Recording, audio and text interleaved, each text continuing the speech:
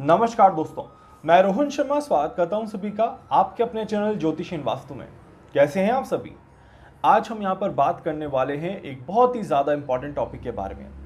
जैसा कि मैंने आप सभी को कहा था कि मैं हर कंट्रीज़ के ऊपर वीडियो बनाने की कोशिश कर रहा हूं और हर कंट्री के अकॉर्डिंग फ्यूचर को देखने की कोशिश कर रहा हूं कि क्या विश्व युद्ध की संभावनाएं बहुत ज़्यादा बनती हैं या नहीं बनती हैं। और पाकिस्तान के ऊपर हमने ऑलरेडी कैलकुलेशन कर ली, पाकिस्तान के ऊपर वीडियो में ऑलरेडी दे दिया है आप सभी को। अगर आपने नहीं देखा है तो ऊपर आई बटन पर क्लिक करिएगा और लिंक लेकर के देख लीजिएगा। आज हम यहाँ पर बात करने वाले हैं यूक्रेन के बारे में।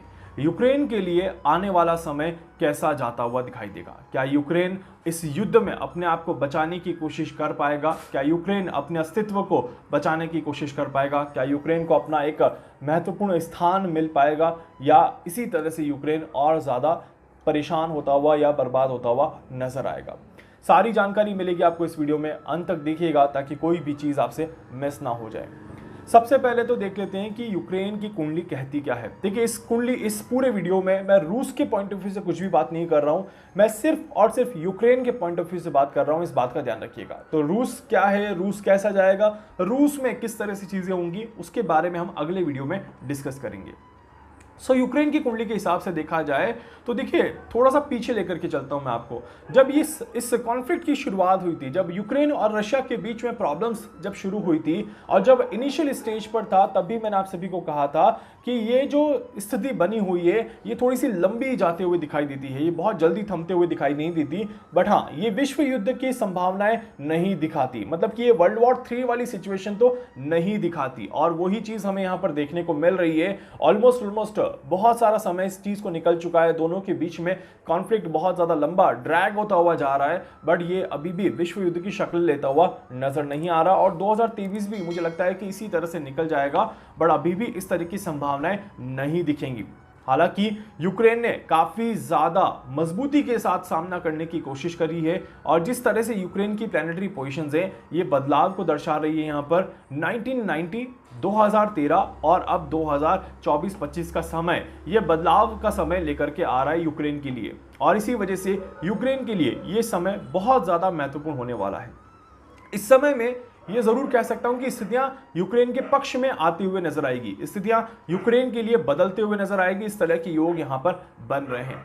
2024 का सेकंड हाफ जो रहेगा, वहां से हमें स्थितियां और ज्यादा क्लियर होते हुए नजर आएगी कि क्या यूक्रेन को वाकई में परेशानियां देखने को मिलेगी, या यूक्रेन एक सही डायरेक्शन में आगे बढ़ता हुआ नजर आएगा, यूक्रेन संभलता हुआ नजर आएगा। ये हमें कहीं ना कहीं दिखाई देता है। 2024 के सेकंड हाफ में इस तरह की परिस्थितियां यहां पर बनेगी, और यहां से लेकर के 2026 या 27 भी मैं अगर आपको बोल दूं तो बहुत स्ट्रॉन्ग चांसेस हैं कि यूक्रेन अपने आप को बचाने में सक्षम रहेगा। और एक बार 2027 अगर निकल जाता है तो डेफिनेटली बहुत स्ट्रॉन्ग चांसेस बन जाएंगे कि यूक्रेन जो है वो एक नए सिरे से उठता हुआ नजर आएगा, नए सिरे से आगे बढ़ता हुआ नजर आएगा।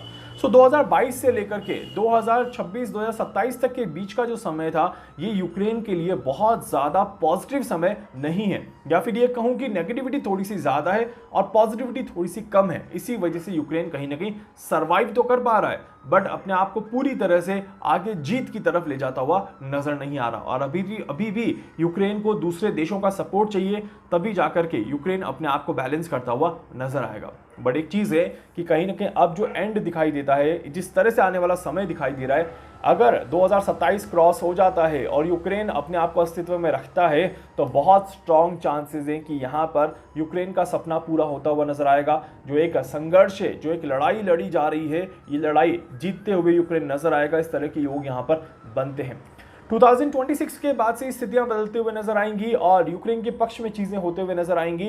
एंड 2027, 28, 29 और 2030 ये एक बहुत ज्यादा महत्वपूर्ण और पॉजिटिव ईयर होने वाला है यूक्रेन के लिए। ये वो समय रहता है जहां पर एक देश दूसरे देश से अपना कब्जा हटाने की कोशिश करता है। ये वो समय रहता है जहां पर एक देश दूसरे देश को फ्री करने की कोशिश करता है और दूसरे देश को एक मान सम्मान मिलता है, एक अस्तित्व में जगह मिलती है। उसी तरह से यूरोपियन संघ में कहीं ना कहीं यूक्रेन को जगह मिलते हुए दिखाई देगी।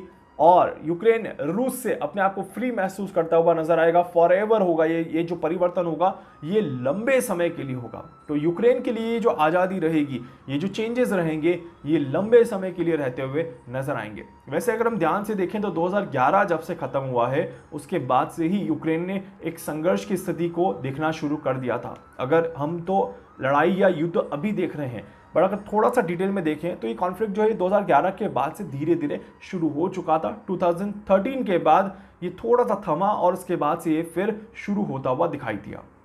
तो इसीलिए यूक्रेन के लिए आने वाला समय अगर हम देखें तो 2026 तक बहुत ज़्यादा टफ टाइम है। 2024-25 का समय और 2026 तक का समय काफ़ी ज़्यादा क्रिटिकल समय दिखाई देता है। बट फिर भी जिस तरह की कैलकुलेशंस मैं कर पा रहा हूं उसमें यूक्रेन इस कठिन समय में अपने आप को बचाने में कामयाब रहेगा। इस तरह के योग यहां पर बनते हैं, अपने आप को बड़े आराम से आगे ले जाता हुआ नजर आएगा। इस तरह के योग यहां पर बनते हैं। एंड 2028 यूक्रेन के लिए नया सवेरा होगा, एक नया सूरज उदय होगा। एंड 2030 तक बहुत अच्छे लेवल पे यूक्रेन अपने आप को पूरी दुनिया में फ्लरिश करता हुआ नजर आएगा। ये बिल्कुल कैसी स्थिति में आपको बताता हूं, जब जापान पर अमेरिका की तरफ से परमाणु बम गिराए गए थे तो उसके बाद किस तरह से जापान ने अपने आप को संभाला और किस तरह से जापान अपने आप को आगे बढ़ाने में सक्षम हुआ और आज जापान किस स्थिति में है ये हम सभी जानते हैं। कुछ उसी तरह की स्थिति यूक्रेन की रहेगी। मैं ये नहीं कह रहा कि यूक्रेन पर परमाणु बम गिरेंगे, बट ये जरूर कह रहा हूं कि यूक्रेन एकदम से नीचे जाता हुआ दिखाई देगा और बिल्कुल नीचे जाने के बाद उसे सपोर्ट मिलेगा और सपोर्ट के बाद यूक्रेन फिर से अपने आप को ऊपर उठाता हुआ और एक अच्छे लेवल पे एक गुड रेपुटेशन के साथ आगे बढ़ता हुआ नजर आएगा। और जहां से जब ये आगे बढ़ेगा, यहाँ से जब ये फ्लरिश करता हुआ नजर आएगा तो ये फ्लरिशमेंट काफ़ी जल्दी प्रगति लेता हुआ और बहुत बहुत ज़्यादा आगे बढ़ता हुआ नजर आएगा। तो ऐसी स्थिति में एक चीज़ तो हमें पता चल गई कि रूस जो है वो यहाँ पर अपना अधिकार यूक्रेन से हटाता हुआ नजर आएगा, यूक्रेन को कहीं ना कहीं छोड़ता हुआ नजर आएगा और काफ़ी स्ट्रॉन्ग चांसेस हैं कि रूस की सत्ता जो है वो यूक्रेन पर यहाँ पर समाप्त होते हुए नजर आएगी। प्लस जिस ज़मीन पर रूस ने यूक्रेन की किसी भी ज़मीन पर कब्जा किया हुआ है तो वो ज़मीन भी रूस जो है वो छोड़ता हुआ नजर आएगा। इस तरह के योग यहाँ पर बन रहे हैं।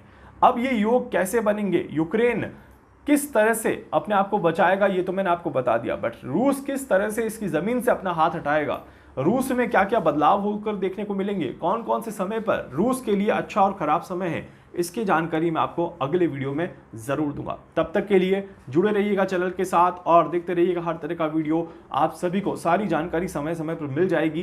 वीडियो को लाइक ज़रूर कर दीजिएगा, चैनल को सब्सक्राइब ज़रूर कर दीजिएगा, बेल आइकन पे ज़रूर से क्लिक करिएगा। कुछ भी पूछना चाहते हैं, कुछ भी जानना चाहते हैं, अपने बारे में कुछ भी समझना चाहते हैं, आप मुझसे संपर्क कर सकते हैं। मैं पूरी कोशिश करूँगा आप सभी की हर संभव मदद यहाँ पर कर सकूँ। धन्यवाद।